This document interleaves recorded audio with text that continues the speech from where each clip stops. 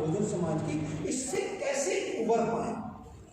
तो उन्होंने scientific programme, पहले उन्होंने साइंटिफिक अप्रोच लगा करके उसकी स्टडी की, साइंटिफिक स्टडी की कि आखिर हम कहाँ कम पढ़े, जहाँ जहाँ कम पढ़े उन्होंने उस सब्जेक्ट को उठाया और उसमें गहन अध्ययन करने के बाद एक साइंटिफिक रिसर्च के बाद ये कंक्लूजन दिया कि हमारा समाज जो है ना टोटल 5 बिंदुओं पे पीछे रहा है और उन 5 को उन्होंने एक सब्जेक्ट का रूप दे करके और पे बैक टू सोसाइटी प्रोग्राम में जो सोशल ट्रांसफॉर्मेशन मूवमेंट है उसका जरिया या उसका मुद्दा या उसका बेस बनाया। वो 5 सब्जेक्ट कौन कौन से हैं कि हमारा समाज जो है ना 5 तरह की कमतरता का शिकार है। पहली कमतरता मैंने अभी बताई थी, जाति समझने में हम कहीं ना कहीं कम पड़े हैं। हमने जाति को जी रहे हैं, हमने कभी सोचा ही नहीं कि हम जिस जाति को जी रहे हैं वो है क्या, हमने कभी जाना नहीं उसके बारे में, केवल जीते रहे। बाप ने बेटे को कहते थे जन्ममान साथ दे दी, वो बाप ने जो दी वो हमने ले ली, हम भी अपनी औलाद को दे रहे हैं, लेकिन कभी भी हमने ये कोशिश नहीं की कि आखिर ये जाति है क्या, हम इसे क्यों जी रहे हैं, आखिर इसको न जिए तो कैसा होगा, कैसे इससे छुटकारा पाए, ये कभी सोचा नहीं। यानी इसको स्टडी नहीं किया, हमने अपने रोग को नहीं जाना, इसीलिए उसका निदान ढूंढने में हम कामयाब नहीं हुए। दूसरा सब्जेक्ट था एजुकेशन का कि हमारे जो अग्रज हैं, जो हमारे बहुजन लीडर्स हैं, उदाहरण के लिए जब से शिक्षा शुरू हुई 1813 से अंग्रेजों ने जब से दरवाजे खोले, मैं पीछे की चैप्टर्स को इसीलिए, पीछे के इतिहास को हम लोग इसीलिए नहीं छेड़ना चाहते क्योंकि उस समय शिक्षा हमारा विषय ही नहीं था। 1813 में पहली बार अंग्रेजी सरकार ने समस्त शूद्रों के लिए शिक्षा के दरवाजे खोले। तो 1813 के बाद जो भी हमारे बहुजन समाज के लीडर्स निकल के आए, पढ़ने के बाद उन्होंने पढ़ा, पढ़ने के बाद शिक्षा का महत्व तो जाना और उन्होंने जो बातें हमको कही, हमने उन बातों को समझने में हम कम पड़े, उनकी जो एजुकेशन थी उसको समझने में कहीं ना कहीं हम कम पड़े। जैसे बाबा साहब ने ये लोगों दिया एजुकेटेड ऑर्गेनाइज, ये आपने केवल ये समझ लिया शिक्षित बनो, संघर्ष करो, संगठित रहो, और उसको भी उल्टा समझ लिया, मनुवादियों ने हमको उल्टा करके पेश कर दिया, शिक्षित बनो, संगठित रहो, संघर्ष करो, यानी जो दूसरे नंबर की जो चीज़ है उसको लास्ट में ले गए, उस लोगों को ही बदल दिया और हमने उसको कभी उस पर चिंतन मनन ही नहीं किया, जानने की कोशिश ही नहीं की। लेकिन जब ये हमारे डॉक्टर अनिल डोंगरे और पी.आर. अम्बेडकर जी, धीमत पी.आर. अम्बेडकर जी, जब इन्होंने इस चीज़ को मनन किया और इन्होंने शिक्षा को पढ़ा, उनके दी हुई शिक्षा को, तो उन्होंने सीक्वेंस को भी जाना, इस लोगों का सीक्वेंस भी जाना। और 1924 में जब बाबा साहब ने बहिष्कृत भारत की स्थापना की, जो पहला पत्र अपना निकाला, उसमें इस लोगों को जो उन्होंने ओरिजिनल रूप में दिया, एजुकेट एंड ऑर्गेनाइज, और उसका जो मतलब उन्होंने उस बहिष्कृत भारत में उसको एक्सप्लेन करके समझाया, वो हमें पता ही नहीं, वो हमने जाना ही नहीं कभी। मनुवादियों ने हमारे सामने केवल संक्षिप्त सा रूप कर दिया, शिक्षित बनो, संगठित रहो और संघर्ष करो। और यही हमने घरों में भी अपने बाबा साहब की तस्वीर के नीचे लिखा रहा, बचपन से उसे पढ़ते चले आ रहे हैं, हमने कभी जानने की कोशिश नहीं की इसका मतलब ही क्या है, सिर्फ इतना समझ लिया शिक्षित बनो, संगठित रहो, संघर्ष करो। जबकि बाबा साहब का लोगों का मतलब कुछ और था, तो वो चीज़ को समझने में कम पड़े। ज्योतिबा फूले जो बाबा साहब के भी गुरु रहे हैं, तीसरे गुरु रहे हैं बाबा साहब के, और बाबा साहब के दिमाग को झकझोरने वाले भी रहे हैं, उनकी शिक्षा पद्धति को हम नहीं जान पाए। सम्राट अशोक की शिक्षा पद्धति को, उनकी ज्योतिबा फूले की शिक्षा का बोल सम्राट अशोक की शिक्षा थी। तो ये एक सीक्वेंस जो पीछे लौट करके जब पता लगा, हम सारी इस सीक्वेंस को समझने में असफल रहे या हम इसको समझने में कमतर रहे। और तीसरा विषय जो आया वो थिंकिंग स्किल का, कि सम्राट अशोक के ज़माने में जो हमारी शिक्षा में थिंकिंग स्किल एक कंपलसरी विषय के रूप में थी, ब्राह्मणों ने या मनुवादियों ने हमसे वो शिक्षा ही जब छीन ली, तो हमारा वो सोच विचार करना और इमोशनल इंटेलिजेंसी जैसी चीज़ें ही छीन गई। शिक्षा तो छीनी गई, साथ साथ हमारे ये जो उसकी शिक्षा के जो इम्पोर्टेंट पार्ट थे वो भी साथ में चले गए, तो उससे हम वंचित रह गए। अब उसको हमें जानने की कोशिश करनी है। चौथा सब्जेक्ट था कि मनुवादियों ने या मनुवाद स्थापना बाद में हुई, ब्राह्मणवादियों ने जब हमारे सोच विचार की शिक्षा ली, हमारे से अलग कर दी, हमारी इमोशनल इंटेलिजेंस छुड़ा ली, साथ में हमारी सुरक्षा का अधिकार छुड़ा लिया, प्रॉपर्टी का अधिकार छुड़ा लिया, तो सब तरह से हमें हेल्पलेस कर दिया। जैसे अपंग, आपके हाथ भी काट दिए जाएँ, आपके पैर भी काट दिए जाएँ, और कहीं कहीं आपकी जीभ भी काट दिया जाए, आपको जिंदा रखा जाए, आपकी जीभ काट दी जाए, आपके हाथ काट दिए जाए और आपके पैर काट दिए जाए, तो न तो आप दौड़ सकते हैं, न आप एक्शन के लिए उसका प्रतिरोध कर सकते हैं हाथों से जरिए से, और जुबान से मुख बना दिया आपको, आप बोल नहीं सकते। तो ये सारी कमतरताएं किसके अभाव में कर दी उन्होंने? हमको ये बलात् तीनों चीज़ें छीन ली, जो सेल्फ डिफेंस, एजुकेशन, जय स्वागत है। तो ये हमारी थिंकिंग स्किल के साथ साथ उन्होंने जो हमारे बीच से जो छोड़ाई, मैं कैलाश चंद जी और पूरन चंद जी, 1 मिनट आप बीच में आ जाएं और जरा आप अपना 1 मिनट के लिए संक्षिप्त सा परिचय दे दें। पूरन के बाद में पूरन लाल दे देंगे। अभी सबका संक्षिप्त परिचय हो गया था, हम शुरू करने ही जा रहे थे, क्या बात। जय भीम साहब, मेरा नाम कैलाश चंद सत्संगी है, मैं कौशल से रहने वाला हूँ और रेलवे से रिटायर हूँ। पूरन लाल जी, अरे आ जाएंगे, आप अपनी बात रखो। तो जो चौथा सब्जेक्ट था कॉपरेशन का, मतलब उन्होंने हमारे तीनों अधिकार ही नहीं छीने, बल्कि उन तीनों अधिकारों के साथ साथ हमारी कॉपरेशन की जो वैल्यूज थी, जो सिद्धांत थे, जो इसकी एसेंस जिन्हें कहते हैं आप, एथिक्स कहते हैं, एथिकल वैल्यूज जो थी, प्रिंसिपल्स थे, उनका भी उन्होंने हत्या की और हमारे बीच से कॉपरेशन को हटा करके बिल्कुल हमको अपंग बना दिया। और इस तरह वो अपने मनुवाद को या अपने ब्राह्मणवाद को कायम रखने में आज भी सफल है। और हम तो इनडायरेक्टली ये कहेंगे कि उन्होंने अपने मनुवाद को बहुत सारी सशक्त पोजीशन में ले आए। तो अब ये सवाल उठता है कि ये सारी प्रॉब्लम्स को हम एक साइंटिफिक तरीके से अगर हम जानें, साइंटिफिक तरीके से, कि आखिर हमारे समाज को हम इंटेलेक्चुअल्स लोग इतने बिखरे पड़े हैं, अलग अलग जगह पड़े हैं, अपने अपने घरों में पड़े हुए हैं, हम वहीं पर बैठ करके अपना जो कुछ कर रहे हैं नहीं कर रहे हैं, अपनी इंटेलिजेंसी को वहीं सड़ा रहे हैं, वहीं गला रहे हैं, वहीं उसको ख़त्म कर रहे हैं, जबकि वो किसने दिए आपको बाबा साहब के मिशन ने दी है, बाबा साहब ने दी है, या बाबा साहब के जैसे अग्रजों ने हमारे बहुत मेहनत करने के बाद वो चीज़ आपके लिए दी है, और आप उसका प्रतिफल के रूप में समाज को कुछ नहीं दे रहे हैं।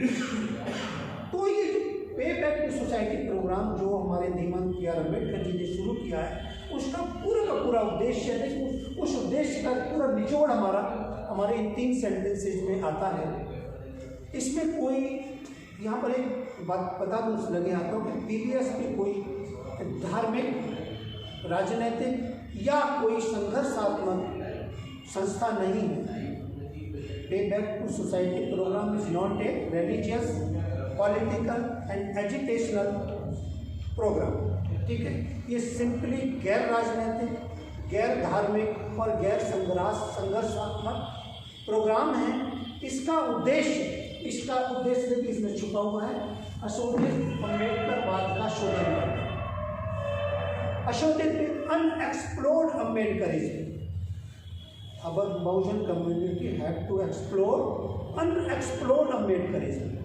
अनएक्सप्लोर्ड अशोधित जो अम्बेडकरवाद है, या जिस अम्बेडकरवाद को हम समझने में कमतर पड़े हैं, उसको ज़्यादा कैसे पढ़ें, उसको ज़्यादा अच्छी तरीके से कैसे समझ पाएँ, या उस कमतरता को कैसे समाप्त कर पाएँ, ये इसका उद्देश्य है। दूसरा ये कि इसमें एक डायलॉग लिखा हुआ है, समझाने वाले को समझना होगा और समझकर फिर समझाना होगा।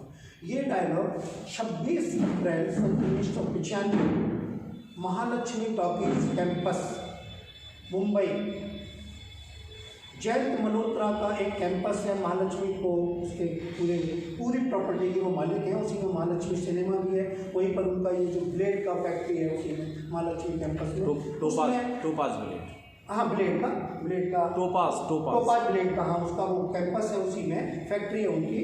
तो उस जयंत मल्होत्रा के कैंपस में, महालक्ष्मी कैंपस में एक बहुत बड़ा बहुजन समाज के लोगों का जो मीटिंग हुआ था, उसमें जयंत मल्होत्रा को पहली बार जब उनको कुछ सीटें मिली थी 1995 में, तो उसके हिसाब से इनको एक अपना आदमी उसमें राज्यसभा में भेजने का मौका मिला था मान्यवर जी को। तो मान्यवर जी ने सबसे पहली सीट जयंत मल्होत्रा जी को दी। तो लोगों ने वहाँ बहुत सारे सवाल उनको कर दिए।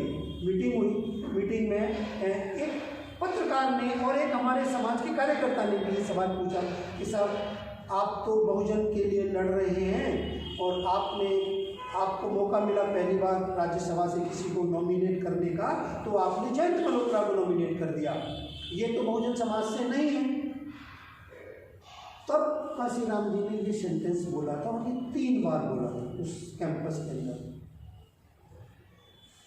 समझाने वाले को समझना होगा, समझकर फिर समझाना होगा।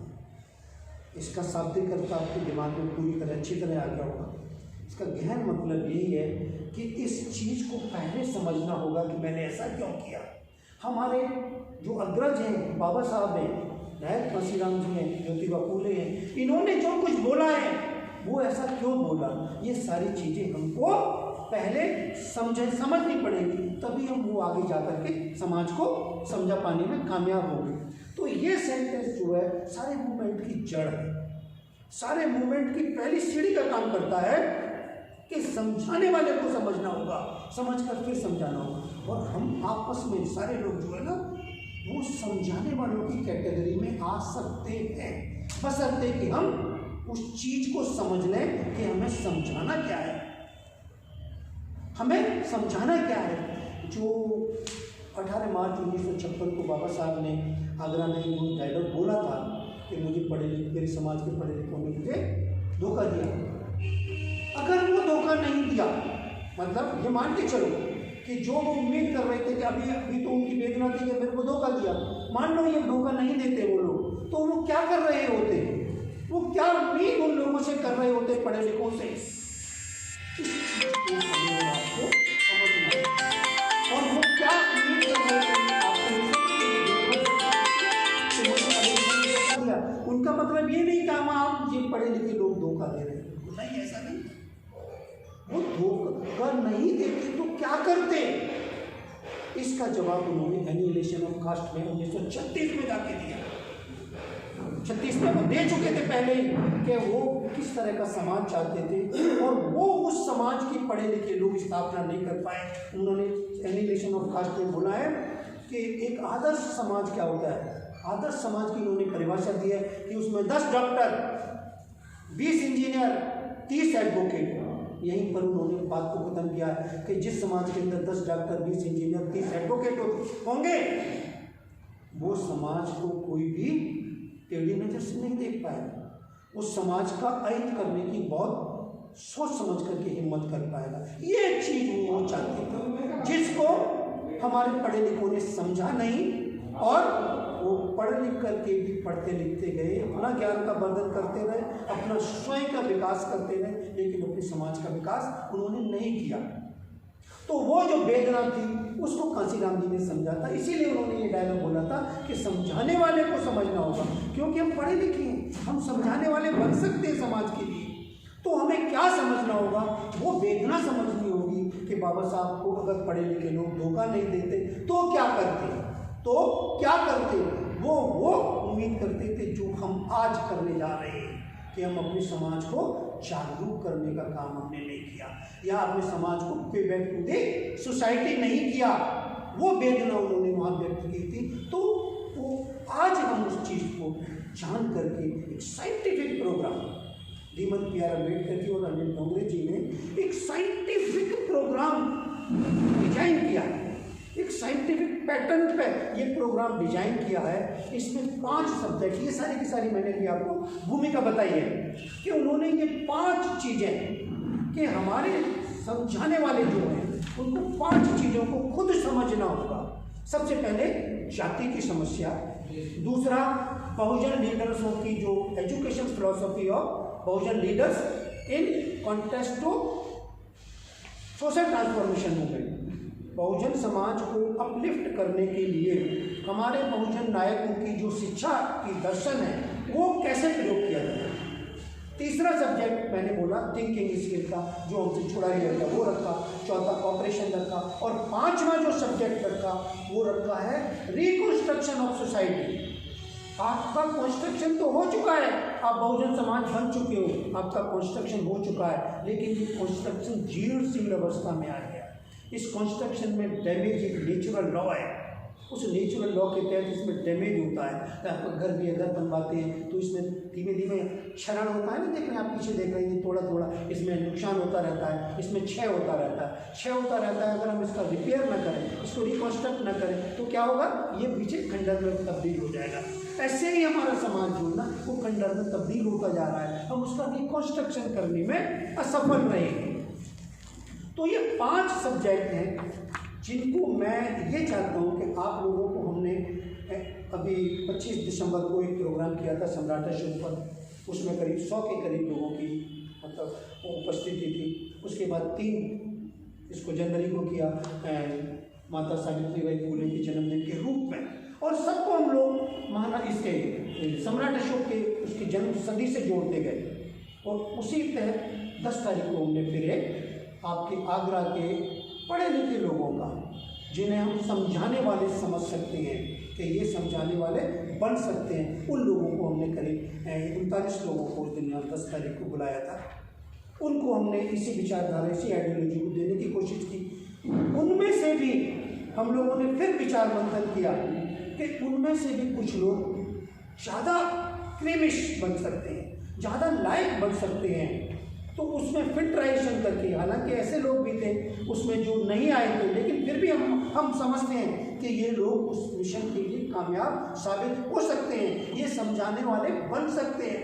तो उन लोगों को फिर हमने दोबारा से रिक्वेस्ट करके उनको फिर निवेदन करके ताकि उन लोगों को ज़्यादा उनके दिमाग को परिवर्तित किया जाए, उन लोगों को मिशन समझाया जाए कि हमारा कोई राजनीतिक मिशन नहीं है, कोई धार्मिक मिशन भी नहीं है, और कोई हमारा संघर्ष करने के लिए सड़क पर नारा लगाने वाला कोई मिशन नहीं है। हमें तो बिल्कुल एक ऐसा ऑपरेशन करना है जो पीसफुल ऑपरेशन है। समाज में रह के शांतिपूर्ण वातावरण में घर घर जाके लोगों को अलग जगाना है, या इस तरह की छोटी छोटी क्लासों के माध्यम से, कक्षाओं के माध्यम से, कैरियर कैंप के माध्यम से, या ट्रेनिंग कैंप्स के माध्यम से आप तक शांतिपूर्ण तरीके से आप तक आपकी आइडियोलॉजी को चेंज करना है। और इसके लिए एक साइंटिफिक पैटर्न है। मैंने बोला ना साइंटिफिक 5 विषय हैं, और वो बिल्कुल वैज्ञानिक तरीके से सोच समझ करके बनाए गए हैं कि आपको पहला कदम किस पे मारना है। वो सारा का सारा साइंटिफिक वैज्ञानिक तरीका है कि पहला कदम आपको कहाँ मारना है, दूसरा कदम कहाँ मारना है, तीसरा कहाँ मारना है, चौथा, और पूरी जीवन की 5 सीढ़ी को कैसे चढ़ना है, वो एक साइंटिफिक है। आप पहले 5वां पैर मारने की कोशिश करें तो आप गिर पड़ेंगे। इसीलिए मैंने कहा ना कि वैज्ञानिक सोच विकसित की गई कि समझाने वालों को कैसे समझने वाला बनना है। तो उस साइंटिफिक सोच के ऊपर आपको पैर रख के चलना है, और वो साइंटिफिक सोच है हमारी, जो मैं आपके सामने भी डिस्कस करने के लिए जा रहा हूँ। तो दोस्तों देखो, पहला सब्जेक्ट मैं शुरू कर रहा हूँ, जो साइंटिफिक मतलब पैटर्न का पहला स्टेप है, पहली सीढ़ी है हमारी, कि हमारा जो बहुजन समाज है वो जाति को समझने में कमतर पड़ा है। सबसे बड़ी विकट समस्या इस भारतवर्ष में बहुजन समाज। बाबा साहब ने एक बहुत बड़ा डायलॉग बोला है कि in any way you go, caste is a monster which lies in your way. कहीं किसी भी रास्ते में आप चले जाएं, जाति रूपी दानव आपके रास्ते में आड़े पड़ा हुआ है, और विकास की कोई भी रास्ता हो, ये जाति आपको कहीं ना कहीं आपको रोकती है। जैसे कभी आपने बाली का उदाहरण सुना होगा झूठी रामायण में, कि बाली को ये वरदान मिला था कि उसको कोई भी देख लेगा तो वो आधा रह जाएगा। शायद बहुजन समाज को ये अभिशाप मिला हुआ है कि इससे कोई जाति पूछ लेगा तो ये आधा रह जाएगा। एम आई राइट? आपसे अगर रास्ते में कोई जाति पूछ लेता है तो आप उतनी दिलेरी के साथ उसे इतने अच्छे भाव के साथ नहीं बता पाते, आपका मुंह का टेस्ट कड़वा हो जाता है, आपके अंतर का जो अंतर मन है वो एक पर को विचलित हो जाता है। कि इसका मतलब क्या है कि आप कास्ट से परेशान हैं, यानी कास्ट उस दानव के रूप में, आपके दैत्य के रूप में आपके जीवन में कहीं ना कहीं आड़े आ रहा है। तो आड़े आ रहा है, लेकिन हमने कभी भी ये कोशिश नहीं की कि आखिर अगर हम इसको बीमारी को समझ लें तो इसका इलाज संभव हो सकता है। तो हमने जाति को जीते रहे, आज भी जी रहे हैं, हमारी संतानें भी जीती रहेंगी, लेकिन किसी ने ये कोशिश नहीं की कि आखिर इस जाति को समझ तो लें जिसको हम जी रहे हैं जिंदगी भर, आखिर ये है क्या। तो मैं सिंपली और सिंपली बता दूं, जो हमारे साइंटिफिक रिसर्च विंग के जो लोग हैं, जिनको मैं जीवन प्यार अम्बेडकर और अनिल डोंगरे जी बोलता हूँ, प्रोफेसर अनिल डोंगरे, ये ऐसे महान व्यक्तित्व वाले लोग हैं जिन्होंने इसको साइंटिफिक रिसर्च पैटर्न पर खोजा है कि आखिर इस जाति को हम जी रहे हैं, ये जाति है क्या। तो उन्होंने ऐसा निष्कर्ष निकाला है कि जाति क्या है, जाति कास्ट इज ए नोशन। देखिए आप पीछे हो जाए, कास्ट इज ए नोशन, जाति एक अवधारणा है, दिमाग की एक स्थिति है। It is not a physical barrier, ये कोई भौतिक रूप में आपके बीच में आने वाला कोई बैरियर नहीं है, कोई प्रतिरोधक या अवरोधक नहीं है जो आपके रास्ते में आड़े खड़ा हुआ है। आपके मेरे बीच में जाति आड़े नहीं है ना कहीं पर भी, केवल विचारधारा है। तो इसे इट इज ए नोशन, मतलब एक अवधारणा है, it is a state of mind, ये दिमाग की एक स्थिति है। और उसमें दो वर्ड्स आप याद रखिए, दो को जब हम एक्सप्लेन करेंगे तो आपके सामने बहुत सारी चीजें याद रखेंगे। पहला है कि सबसे पहले अनथिंकिंगनेस।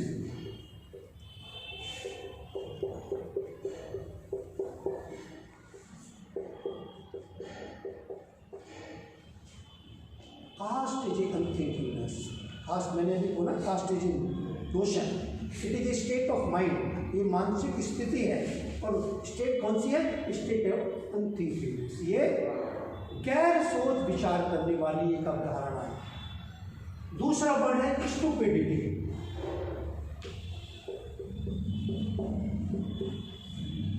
मूढ़ता है, ये जो कास्ट है वो स्टुपिडिटी है। देखिए अनथिंकिंगनेस से सीधा आपको शाब्दिक अर्थ से आपको समझ में आ रहा है, अनथिंकिंगनेस का मतलब गैर सोच विचार करना। ब्राह्मणों ने ये बिना सोचे समझे हमारे ऊपर एक ये लादी हुई है, उसने तो सोच समझ के ला दी है, लेकिन हमने इसको गैर सोच समझ करके अपने ऊपर लाद दिया है, या उनके जो थोपी हुई चीज़ को हम थोपवाने में अनथिंकिंगनेस के कारण हमने अपने ऊपर थोप दिया है। जबकि कोई फिजिकल बैरियर ही नहीं है, फिर हम इसको लादे चले आ रहे हैं। हम इसको काट के क्यों नहीं फेंक देते, उठा के क्यों नहीं फेंक देते, तो इसको उखाड़ के क्यों नहीं फेंक देते। तो ये अनथिंकिंगनेस है, हमारे दिमाग की अनथिंकिंगनेस है। और ये दूसरा वर्ड जो मैंने लिखा ना स्टुपिडिटी, इसको कहते थे हिंदी में, इसको कहते हैं मूढ़ता। अगर आपने हिंदी का शब्द पढ़ा होगा कभी भी, मूर्खता नहीं, मूढ़ता, मूढ़ता, इसको इंग्लिश डिक्शनरी में भी, हिंदी डिक्शनरी में भी मूढ़ता वर्ड से डिनोट किया गया, स्टुपिडिटी। और ये देखो स्टुपिडिटी जो है, हमारी जो पेबैक टू सोसाइटी का जो महानायक कांशीराम इंस्टीट्यूट ऑफ थिंकिंग है, एमटीएस, वो कैसे इसको एक्सप्लेन करता है, कैसे इसको स्टुपिडिटी को एक्सप्लेन करता है। वो कहता है कि stupidity is a combination of 5 things. इस मूढ़ता जो है वो 5 विषयों का संगम है, या 5 विषयों के मेल से बना है। और वो 5 कौन कौन से हैं मैं बोल के बताता हूँ, उसमें जगह नहीं आएगी लिखने के लिए, मैं बोलता जाऊँगा। लैक ऑफ लर्निंग या नोइंग, लर्निंग ऑब्लिक नोइंग,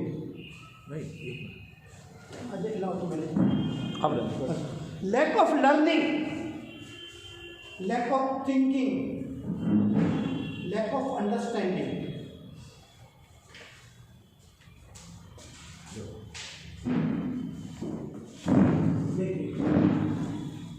मोटा मोटा लिखूंगा तो आपको ना दूर से दिखेगा।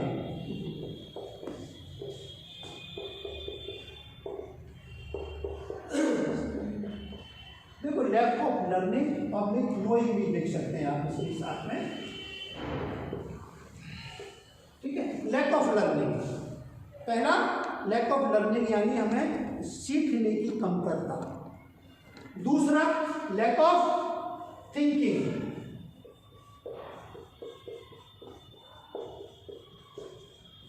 सोच विचार करने की कमतरता। ठीक। तीसरा lack of understanding, understanding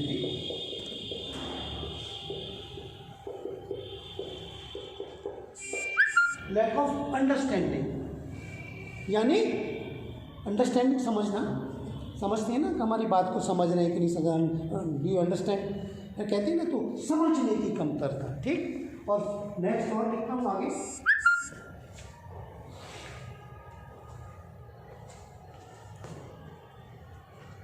lack of driving, lack of driving, lack of driving. आप ड्राइविंग का मतलब समझते हैं ना, गाड़ी चलाने की, जैसे ड्राइव करते हैं किसी चीज़ को, तो ड्राइव करने की कमतरता। और लास्ट जो वर्ड है लैक ऑफ थ्राइविंग, ये 5 चीजों की कमतरता जब किसी मनुष्य के अंदर होती है तो उसे कहते हैं कि ये यार स्टूपिड है। Lack of learning, lack of knowing है वही first, lack of thinking, lack of understanding, lack of driving and lack of thriving. Driving तो आप समझते हैं गाड़ी चलाना, ड्राइविंग करना। थ्राइविंग का मतलब होता है प्रसन्न प्रफुल्लित रहना या धन धान्यता में रहना, अच्छे खासे वातावरण में अपने आप को प्रसन्न रखना।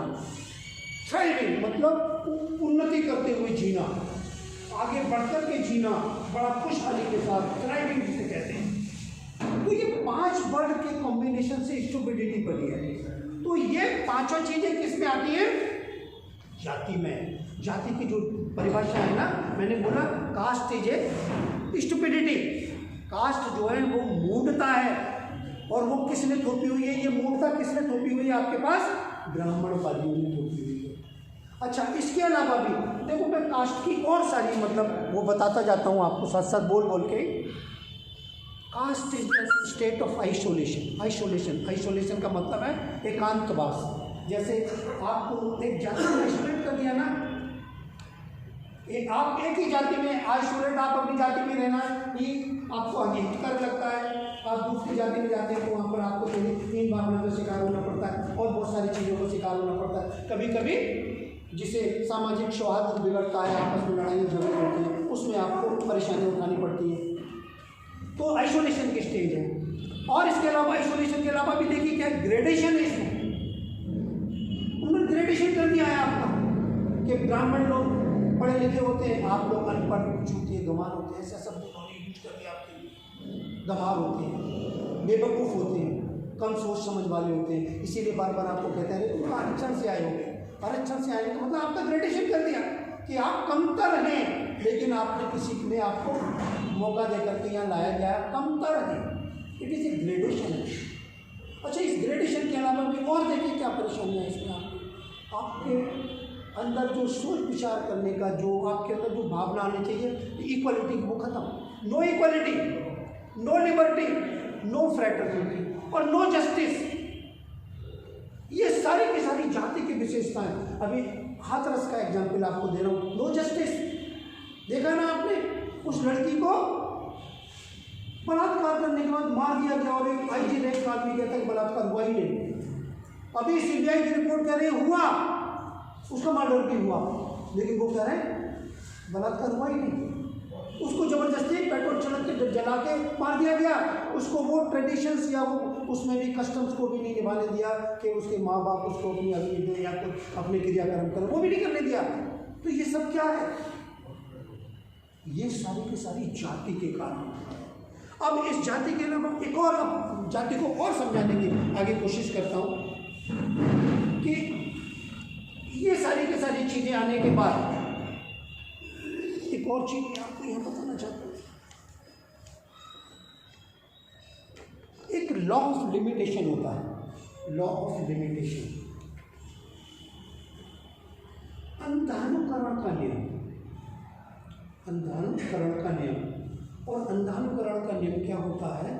आपके ऊपर उन्होंने बहुत सारी चीज पाखंड लाद दिया है, आपको डिविनिटी से जोड़ दिया है, सेक्रेडनेस से जाति को जोड़ रखा है।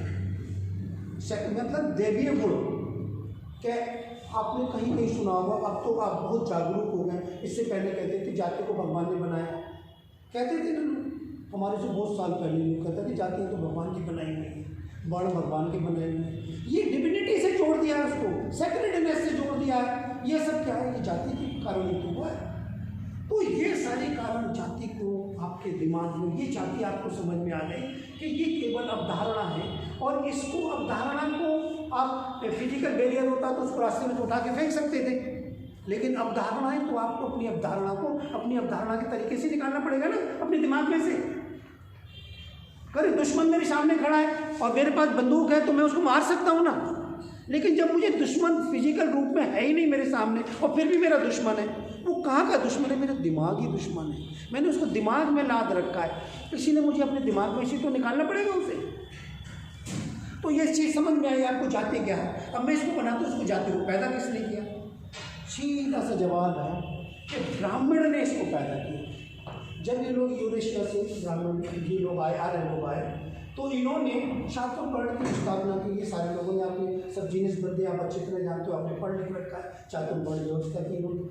और इस चातुर्वर्ण व्यवस्था के बाद वो यहीं तक नहीं रुके, उन्होंने क्या किया? ब्राह्मण को सर्वोपरि, वो सर्वश्रेष्ठ घोषित कर दिया।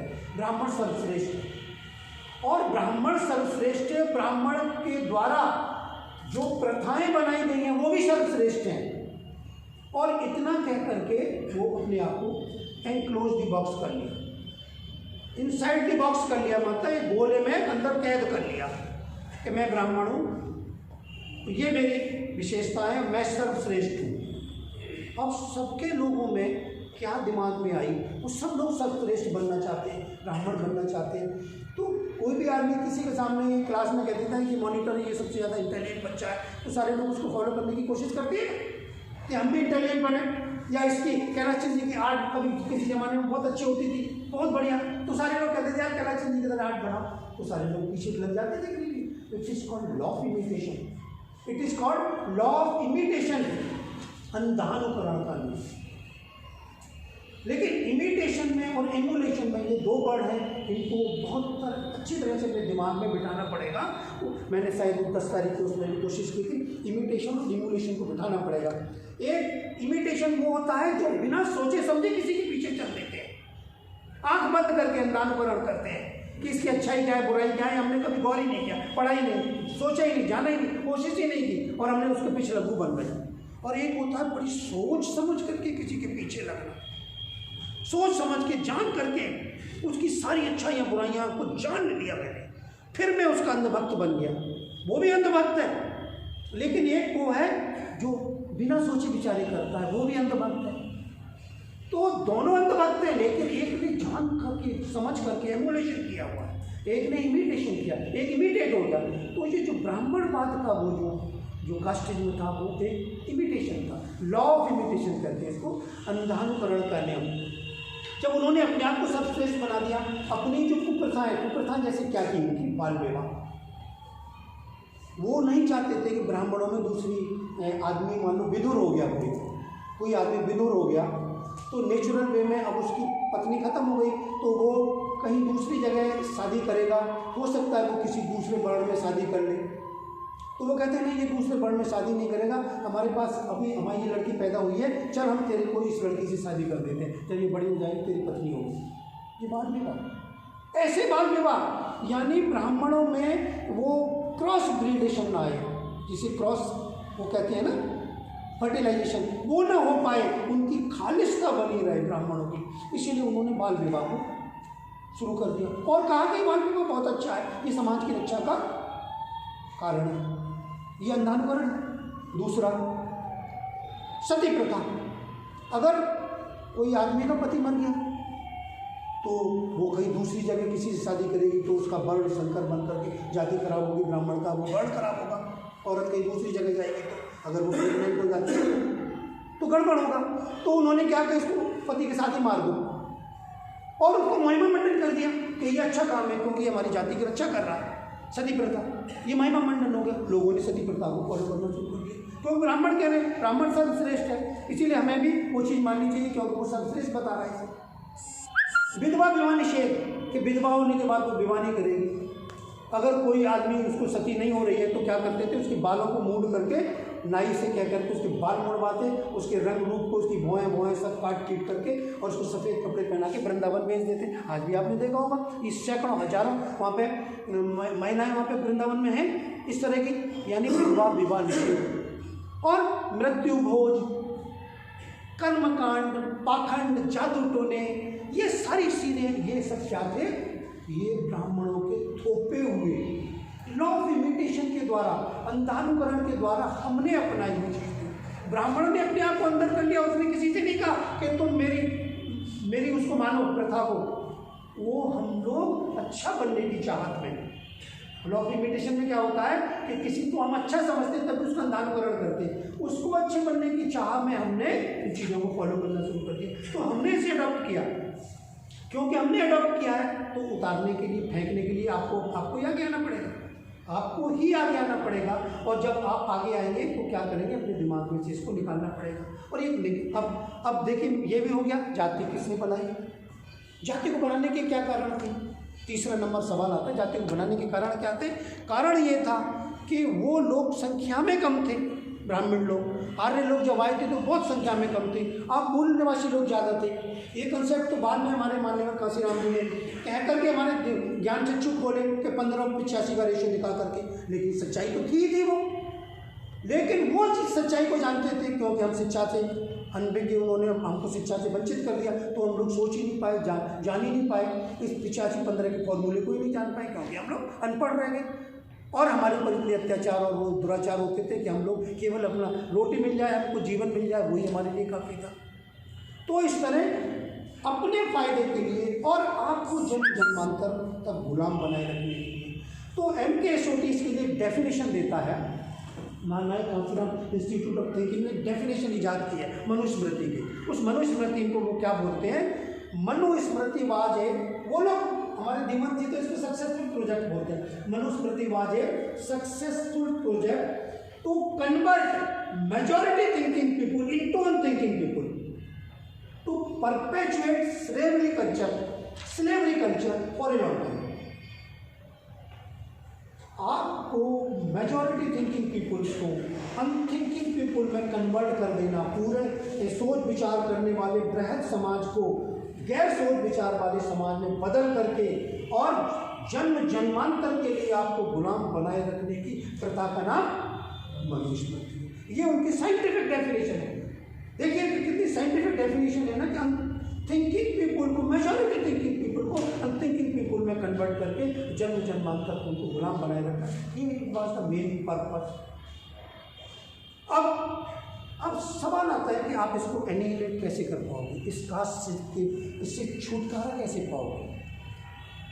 तो छुटकारा पाने के लिए वही साधन हो सकते हैं। एक तो जिसने बनाया वो इसको खत्म करे, ब्राह्मणी वर्ग आगे आए, लेकिन वो कभी आगे आए नहीं। क्यों नहीं आएगा? क्यों नहीं आएगा वो आगे? क्योंकि उसका हित इसमें सजता है और वो उसकी सर्वोपरि या श्रेष्ठता खत्म होती है, इसीलिए वो तो पैर करेगा नहीं।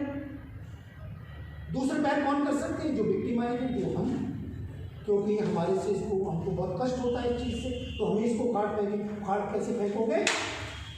इसके लिए आपको सोशल ट्रांसफॉर्मेशन मूवमेंट जैसी एक्शन आइडियोलॉजी पे चलना पड़ेगा। ये सोशल ट्रांसफॉर्मेशन मूवमेंट क्या है?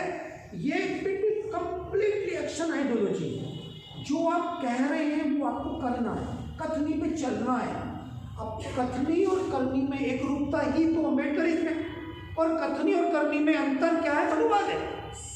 ये एक साइंटिफिक डेफिनेशन है, कथनी और करनी में अंतर मनुवाद। आप देखिए मोदी कहता कुछ है, करता कुछ है। आप कैलाचर इस बात को समझ रहे, कैलाचर जी ने एक बड़े लेख लिखा था कथनी और करनी में अंतर का। ये कहते कुछ है लेकिन करनी में इनका बिल्कुल अपोजिट होता है। देश नहीं बिकने दूंगा और सारा देश बनेगा। मैं सबका विकास, और वो कह रहा है सबका विनाश। तो कथनी और करनी में अंतर ही तो मनुवाद है, और कथनी और करनी में एक रूपता ही अम्बेडकरवाद है। बाबा साहब ने जो काम करके दिखाया, बाबा साहब ने कहा कि मैं हिंदू धर्म में पैदा हुआ, ये मेरे बस की बात नहीं थी, लेकिन मैं हिंदू रह के मरूँ ना, ये मेरे बस की बात है, मैं नहीं मरूँगा। और उन्होंने इसको इम्प्लीमेंट किया 14 अक्टूबर 1956 को उन्होंने बौद्ध धर्म को अपना करके अपने कहे वचन को, कृत संकल्प को उन्होंने कार्य रूप में परिणत किया, यानी एक्शन आइडियोलॉजी, जो कहा वो करके दिखाया। तो ये जो सोशल ट्रांसफॉर्मेशन मूवमेंट है, it is completely on scientific and depend on action ideology, completely इस पर डिपेंड है कि जो कहोगे आपको वो करना है। जो महानायक कांशीराम इंस्टीट्यूट ऑफ थिंकिंग के लोग जो कहते हैं वो करते हैं और करने में जोर भी देते हैं। तो जाति को खत्म करने में ब्राह्मण तो कभी आगे आएगा नहीं, ये आपको उखाड़ के फेंकनी है। अब सवाल ये उठता है कि आप इसको कैसे उखाड़ के फेंकोगे। इसको मैं नट सेल में बताने की कोशिश करता हूँ। हालांकि बाबा साहब ने कई कारण इसके मतलब कई तरीके बताए, 2 तरह के तरीके बताए, मैं दोनों तरीके बताता हूँ। एक तरीके जो इसको डिकास्ट कर सकते हैं, ये देखिए 3-4 वर्ड है, caste, decaste, annihilation of caste and castelessness. 4 stage है ना अलग अलग, मैं चारों को डिफाइन करता हूँ आपके सामने। कास्ट जाति में आपको समझा चुका हूँ, तो जाति कैसे बनी, क्या है, कैसे, ये सारा मैंने आपको दिखा दिया। Religion thinking, stage of unthinking, या इसी चीज़ें स्टुपिडिटी, ये स्टुपिडिटी को मैंने सारा बता दिया। अब ये जो बाबा साहब ने तरीका बताया है, वो पहले मैं वो बताता हूँ जिसको डिकास्ट कर सकते हैं। डिकास्ट का मतलब से हल्का कर सकते हैं। हल्का डिकास्ट करने से उदाहरण देता हूँ आपको। दातुन करते हैं आप, दातुन नीम के दातुन लेके आए आप, तो नीम के दातुन करने से पहले डायरेक्ट उस लकड़ी को अपने दांतों में चलाने लगते हो नहीं, उससे पहले क्या करते हो आप, थोड़ा सा दांत के नीचे चबा के उसको थोड़ा सा ऐसा कर लेते हो ना, तभी तो वहाँ पे दांत साफ करती है। वो एक ब्रुश जैसे बन जाते हैं, दांत से ऐसे करके चल के उसको थोड़ा सा ऐसा कर लेते हो मुलायम सा, तब वो आपके दांत साफ कर लो। डिकास्ट प्रोसेस, ये आपको बिल्कुल सही उदाहरण है कि पहले आपको डिकास्ट करना है, यानी कास्ट को हल्का करना है, कास्ट को थोड़ा सा कमजोर करना है, कमजोर बनाना है। तो कमजोर बनाने के लिए कौन कौन से साधन हैं, जैसे आपस में इंटरकास्ट मैरिज है, कोऑपरेटिव जिसे फीस्ट कहते हैं, या जो कम्युनिटी फीस्टिंग कहते हैं, जो मतलब सहभोज जिन्हें कहते हैं ना, सामूहिक सहभोज, एक सभी लोग मिलकर के एक साथ खाना, ये बाबा साहब ने बताया। धर्म परिवर्तन करना, केवल हिंदू धर्म में तो जातियां हैं, बौद्ध धर्म में जातियां नहीं है, इस्लाम में जातियां नहीं है, या क्रिश्चियनों में जातियां नहीं है ना। लेकिन बाबा साहब ये कहते हैं साथ साथ, ये जो सहभोज है, इंटरकास्ट मैरिज है, धर्म परिवर्तन है, ये सारे के सारे डिकास्ट तो कर सकते हैं, लेकिन कंप्लीट एलिमिनेशन नहीं कर सकते। कंप्लीट उदाहरण के लिए, जैसे एक ब्राह्मण ने एक जाटव कन्या से शादी कर ली, आपने इंटरकास्ट मैरिज तो कर ली, लेकिन कास्ट तो फिर भी चिंता रही ना, या तो वो ब्राह्मणी कास्ट बनेगा, अपने बच्चे को बनाएगा, अगर वो फायदा लेना चाहेगा तो अपने आप को जाटव या अपनी जाति बनाएगा। जाति तो कायम रहेगी ना, अल्टीमेटली जाति खत्म नहीं हुई ना, तो वो डिकास्ट तो किया उसने, कास्ट के असर को कमजोर तो किया, डिकास्ट तो किया, लेकिन कंप्लीट एनिहिलेशन नहीं हुआ। तो बाबा साहब कहते हैं ये चीज़ें डिकास्ट कर सकती हैं, लेकिन आपको कंप्लीट एनिहिलेशन नहीं कर सकती। कंप्लीट एनिहिलेशन के लिए क्या करना है, या तो ब्राह्मण वर्ग आगे आए, वो ही कहेंगे हम उस कास्ट को खराब डिक्लेयर करते हैं, हमारे पूर्वजों ने जो किया हम उसके लिए सॉरी, शर्मिंदा हैं, और हम आज से इस कास्ट को खत्म करते हैं। सभी लोग एक ही होंगे, और कोई जाति सूचक शब्द अपने नाम के पीछे वो लिखेगा ही नहीं, और ना ही ये कंसेप्ट इतिहास में से निकाल दिया जाए, खत्म कर दिया जाए। लेकिन वो नहीं करने, मैंने बता दिया वो नहीं करें, क्योंकि उनका इंटरेस्ट छुपा हुआ है। दूसरा कुछ गवर्नमेंट कर सकती है, गवर्नमेंट के हाथ में पावर होती है, अभी वो एक अध्यादेश जारी करें, सीधा लिख दें कि आज से with immediate effect there is no caste in India, caste India is a casteless country, लिख सकती कर सकती है ना। लेकिन वो सरकार में बैठे हुए लोग भी उनसे प्रभावित हैं, या उनके ही लोग हैं, मनुवादी ही लोग वहाँ पर बैठे हुए हैं, इसीलिए वो कास्ट को खत्म करने की उनकी इच्छा ही नहीं है। If deserve and desire, government if deserve and desire, but उसमें जोड़ा हुआ है हमारी एमकेएसओटी ने कि गवर्नमेंट खत्म कर सकती है इफ डिजायर एंड डिजर्व। अगर वो डिजर्व करती है, वो सोचती है, महसूस करती है, और डिजायर उसकी इच्छा भी है, तो वो कर सकती है, लेकिन वो भी नहीं कर रही, क्योंकि यहाँ तो मनुवादी ही सरकार में बैठे हुए हैं, सारा का सारा ही आधिपत्य होल्ड ही उनका है। तो अब एक तीसरा सवाल बढ़ता है, वो जो बाबा साहब ने बताया है कि that is social efficiency. Social efficiency क्या है? सोशल एफिशिएंसी को मैं आपके सामने क्लियर कर दूँ। सोशल एफिशिएंसी है, सोशल एफिशिएंसी के 4 कंसेप्ट हैं। सोशल एफिशिएंसी में क्या आता है? सबसे पहले एजुकेशन। आपको एजुकेट होना है। Uneducated persons are not capable to decaste the caste. वो कास्ट को डिकास्ट नहीं कर सकते बेचारे, उसको मालूम ही नहीं, जब वो समझ ही नहीं पाता जाती है क्या। मैं बता रहा हूँ जैसे स्टुपिडिटी है, ये सारी चीज़ों की कमतरता है, और ये कमतरता है तो अनपढ़ में होती है, तो वो कैसे कर पाएगा? नहीं कर पाएगा, तो कौन कर पाएगा? आप जैसे इंटेलेक्चुअल्स लोग, और इंटेलेक्चुअल्स लोग कैसे करेंगे? आप अकेले बुकेले नहीं कर सकते इसको। अगर आप इंटेलेक्चुअल्स लोग जो बिखरे पड़े हैं और वो अगर इकट्ठे हो जाए, ऑपरेटिव इंटेलेक्चुअल क्लास में कन्वर्ट हो जाए, जैसा कि बाबा साहब ने एनिमेशन ऑफ कास्ट में लिखा है 23 नंबर चैप्टर में, कि जो इंटेलिजेंट जो वर्ग होता है ना, समाज का जो विद्वान वर्ग जिसे कहते हैं, बुद्धिजीवी वर्ग जिसे कहते हैं, उसको ही तो सारे लोग इमिटेट करते हैं। अभी मैंने बार बार इमिटेशन बोला ना। आपके समाज में अनपढ़ लोग, कम पढ़े लिखे लोग, या आपसे कम स्टेटस के लोग अपने से जो ज़्यादा स्टेटस के लोग हैं उनको इमिटेट करते हैं, उनको फॉलो करते हैं, उनके पिछलग्गू बनते हैं। और अगर इंटेलिजेंट लोग मिलकर के इस जाति को ख़त्म करें तो आपको वो लोग फॉलो करने लगेंगे। आपको केवल समाज के 10% उन बुद्धिजीवियों को इकट्ठा करना है जो इंटेलिजेंट हैं, लेकिन वो इंडिविजुअल इंटेलिजेंट के रूप में बिखरे पड़े, उनको ला करके एक साथ इकट्ठा करना है। जैसे कि हम ये प्रयत्न कर रहे हैं आपका, आप सारे इंटेलिजेंट हैं, no doubt you are intelligent person, no doubt, लेकिन आप अपने अपने घरों में बिखरे हुए पड़ेंगे। आपकी ताकत का एक झाड़ू की सींग की तरह, एक एक सींग को कोई भी तोड़ सकता है, एक सींग झाड़ू भी नहीं लगा सकती, लेकिन सब सारी सींगों को मिला के एक गट्ठर बनाया तो झाड़ू सफाई भी कर देता है, कुटाई भी कर देता है, दोनों चीज़ें कर देता है ना। तो आपको हम एक झाड़ू बनाने के रूप में आपको कॉपरेटिव इंटेलेक्चुअल क्लास बना सकते हैं। और ये जो कॉपरेटिव इंटेलेक्चुअल क्लास है, जब आप अच्छे बन करके अच्छी बातें समाज में दोगे तो लोग आपको ऑटोमेटिक फॉलो करेंगे, इमिटेट हो जाएंगे वो। तो ये काम आसान है, ये काम आसान है, लेकिन हम लोगों ने इसे दुष्कर बना लिया है। क्यों? कि हम अपने घर से बाहर नहीं निकल रहे, हम अपनी कोठी में, अपने घर में, डाक बंगले में, अपनी बीवी और टीवी में मस्त हो गए। और ये जो बीवी और टीवी में मस्त होना, ये क्या कर रहा है? आपको जाति से छुटकारा देने की ताकत नहीं पैदा करने दे रहा।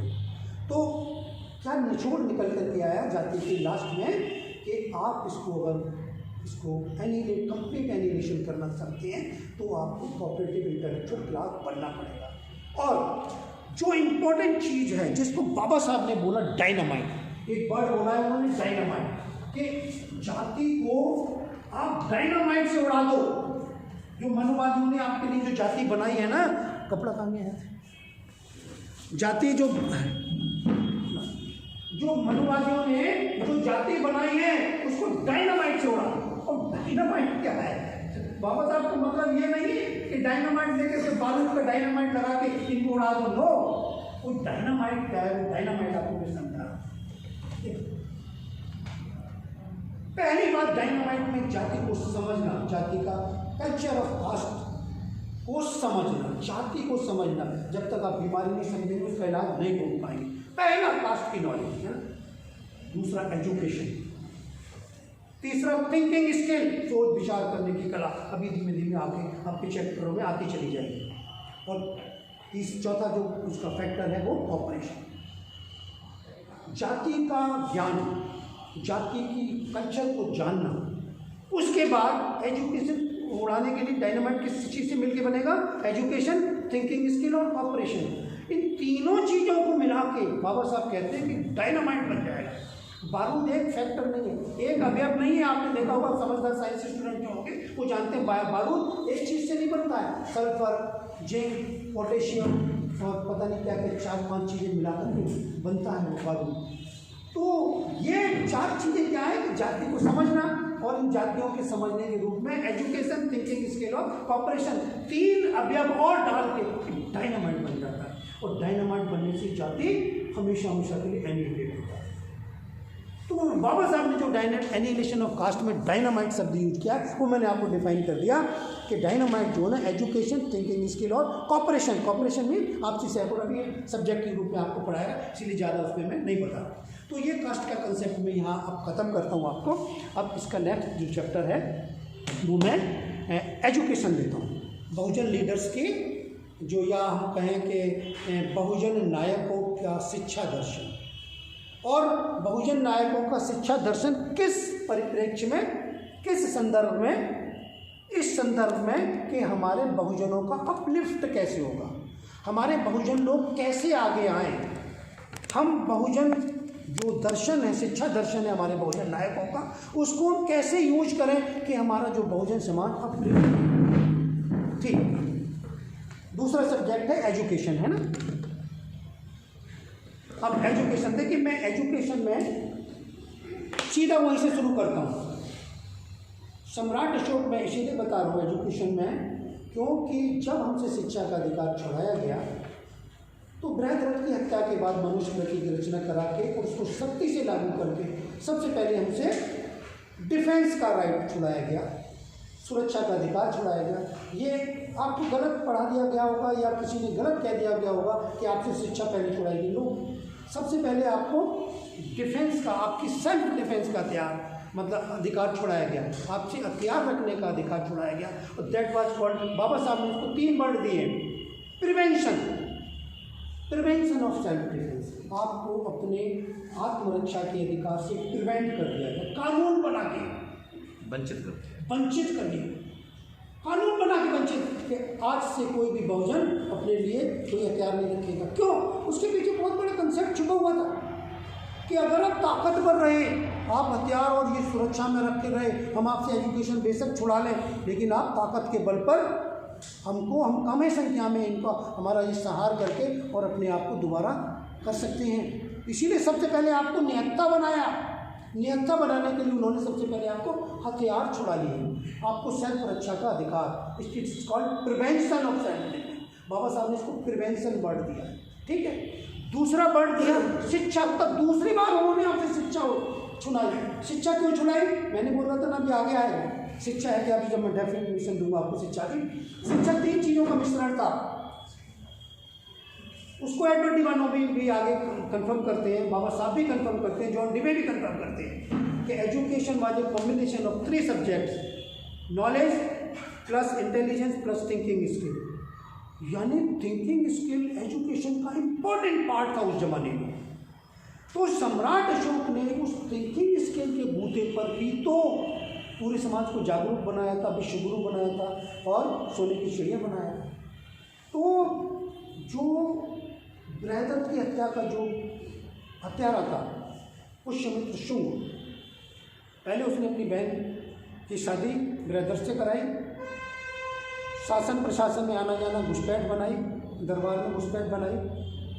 भाई साले की कहते ना, जोरू का भाई एक तरफ तो साली की बताइए एक तरफ, तो साला है तो वैसे तो आम आदमी को सम्राट के पास आने जाने का अधिकार नहीं होता, लेकिन जब कोई रिश्ता बन जाता है तो लोग बेरोक लोग आने जाने लगते हैं।